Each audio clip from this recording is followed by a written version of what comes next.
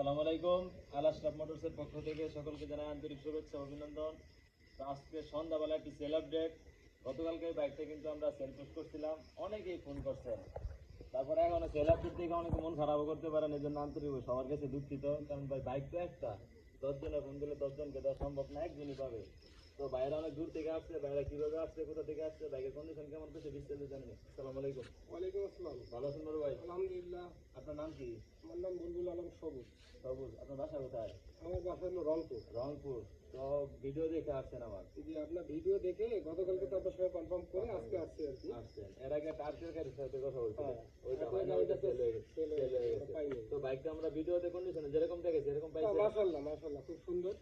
আপনাদের যদি কারো কাগজপত্র সব হ্যাঁ, ঠিকঠাক পাইছে। কাগজপত্র সব ওকে। তো আমাদের ভিডিও দেখে তো দূর দূরান্ত থেকে মানুষ বাইক নিতে পারবে। ইনশাআল্লাহ ইনশাআল্লাহ সবাই তো আসবে। ঠিক আছে, ভাইয়ের জন্য সবাই দোয়া রাখবেন। আর এই বাইকটা ভাই যে কদিন চালাতে ভালো সার্ভিস দেয়, ভালোভাবে চালাতে পারে, ভাইয়ের জন্য সবাই দোয়া রাখবেন।